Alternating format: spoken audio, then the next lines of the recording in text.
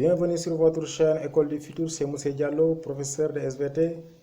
Aujourd'hui, j'ai le plaisir d'aborder avec vous la correction d'un exercice qui porte sur le BFM de l'édition 2013. Et c'est le premier exercice de la compétence méthodologique. Vous pouvez aller sur le net, télécharger l'exercice ou bien même vous pouvez simplement le recopier à travers cette vidéo. Puis après, essayez de le reprendre et de revoir la vidéo autant de fois pour être sûr de ne pas oublier les informations et les enseignements qu'on va partager. C'est bon? L'exercice porte sur la chronologie. L'exercice est le suivant. On vous dit, le document 2 représente une coupe géologique simplifiée d'une région. En indiquant à chaque fois le principe de datation relative utilisé, établit la chronologie de la mise en place de la roche D par rapport aux autres roches sédimentaires A, B et C, du pluton granitique E par rapport aux roches sédimentaires D, C, B et A, de la faille F par rapport aux roches E, D, C, B, G et A. Donc, chers élèves, sans plus tarder, on va directement passer à la réponse aux questions. La première question, elle est là. Il suffit de donner une datation approximative, une datation relative en utilisant les principes de datation relative. Comme vous le savez, en ce qui concerne la chronologie, vous avez la datation relative et la datation absolue. La datation relative utilise un certain nombre de principes tels que le principe de superposition, le principe d'identité paléontologique, le principe de continuité, le principe de recoupement, le principe d'inclusion, etc. Donc ici, vous êtes en train de donner un âge relatif. Vous êtes en train de donner un âge approximatif. Contrairement à la datation absolue où il faudra utiliser la radioactivité, c'est-à-dire la possibilité que les minéraux qui sont dans les roches ont à se désintégrer suivant une période bien délimitée. C'est bon? Une période appelée demi-vie. Donc ici, il n'est pas question de donner un âge exact, mais il est simplement question de donner un âge relatif approximatif. Donc, nous allons répondre à la première question. On vous dit, en utilisant à chaque fois le principe de datation relative utilisé, établir la chronologie de la mise en place de la roche D par rapport aux autres roches sédimentaires A, B et C. Donc, chers élèves, observez bien les roches A, la roche B, la roche C et la roche D. Vous constatez que la roche D est sous la roche C qui est sous la roche B qui est sous la roche A. Autrement dit, la roche A repose sur la roche B qui repose sur la roche C qui repose à son tour sur la roche D. Donc ici, vous avez ce qu'on appelle une superposition normale de couches. Et quand vous avez une superposition normale de couches, en ce moment-là, le principe qu'il faut utiliser, c'est le principe de superposition qui dit que dans une disposition normale des couches, la couche qui est sous-jacente est plus ancienne que la couche sus-jacente. Ou bien, une couche sédimentaire est toujours plus récente que celle qu'elle recouvre. Ou bien encore, en d'autres termes, une roche qui est sous une autre roche est toujours plus ancienne que celle-ci. Donc ici, on va voir. La disposition, déjà, elle est normale.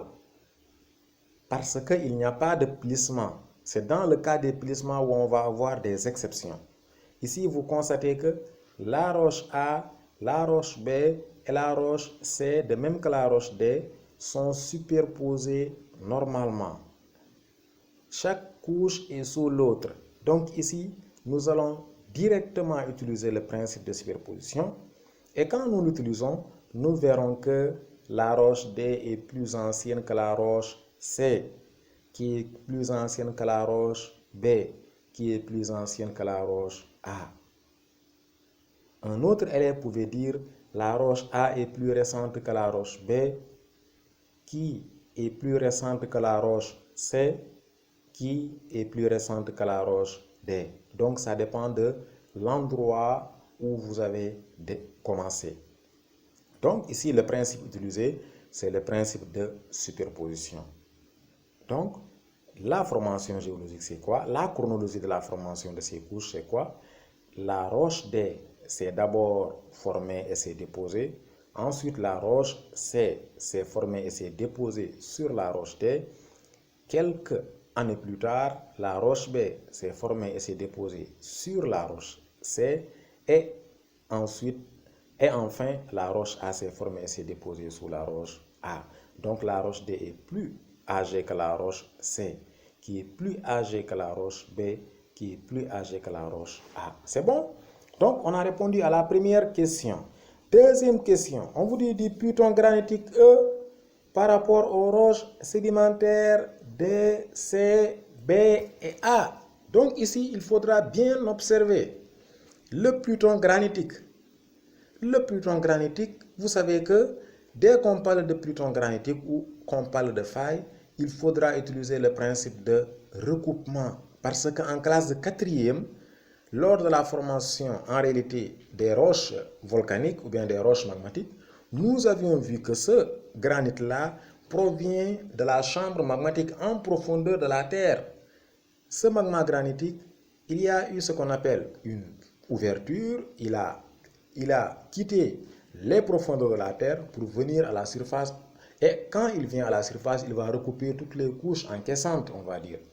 Donc, il va recouper les couches D, les couches C. Regardez bien. Donc, ce pluton granitique, il était en profondeur. Pendant ce temps, la couche D et la couche C et la couche B, la couche A, toutes ces trois couches existaient déjà.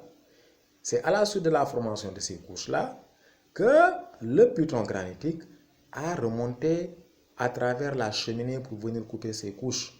Donc, ici, on doit utiliser le principe de recoupement. Une fois qu'on utilise le principe de recoupement, il faudra observer attentivement. Vous allez voir, vous allez déterminer, ici, vous allez relever les couches qui sont recoupées par le pluton granitique et les couches qui ne le sont pas. Donc ici, quand j'observe bien les couches qui sont recoupées par le granit, je verrai que ce sont les couches D et les couches C. Ce sont seulement les couches D et les couches C qui sont recoupées par le pluton granitique. Les couches A et les couches B n'ont pas été recoupées. Donc ici, je vais utiliser le principe de recoupement. Et quand j'utilise le principe de recoupement, je dirais que le pluton granitique est plus âgé que les couches D et les couches C. Est moins âgé, on va dire. Le pluton granitique est moins âgé, ou bien est plus jeune, ou bien est plus récente que les couches D et les couches et la couche C. Cependant, il est antérieur aux couches B et aux couches A.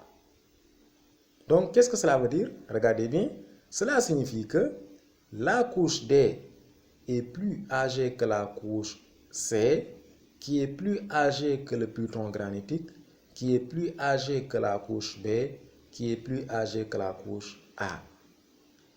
En termes simples, cela veut dire quoi? Il y a d'abord eu la formation de la couche D, ensuite la formation de la couche C, ensuite l'intrusion granitique E, ensuite la formation de la couche B et enfin la formation de la couche A. C'est bon? Donc il faut simplement observer les couches. Toutes les couches qui sont recoupées par le granitique sont plus âgées que le pluton granitique. Toutes les couches qui sont épargnées sont moins âgées que le pluton granitique. C'est bon? Voilà, ça c'est le principe de recoupement. On va passer maintenant à la troisième question qui nous dit de la faille F par rapport aux autres, par rapport aux couches E, D, C, B, G et A. Et là aussi, quand il s'agit de parler de la faille, il faut raisonner en termes de principe de recoupement à ce niveau-là aussi. Donc ici aussi, c'est le principe de recoupement. La faille, elle a recoupé quoi? On va relever toutes les couches, toutes les structures qui sont recoupées par la faille.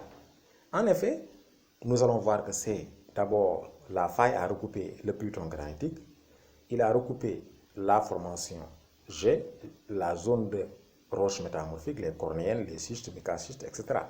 Ça, c'est la zone des cornéennes, comme vous le voyez. Donc, la faille F a recoupé E, a recoupé G, a recoupé la couche D, a recoupé la couche C, a recoupé la couche B, mais n'a pas recoupé la couche A. Observez bien. Donc, toutes les structures qui sont recoupées par la faille F sont plus anciennes que la faille F. Cependant, la faille F est plus ancienne que la couche A. Donc ici, la structure la plus jeune, c'est la couche A, suivie de la faille F. Vous voyez, suivie de la faille F.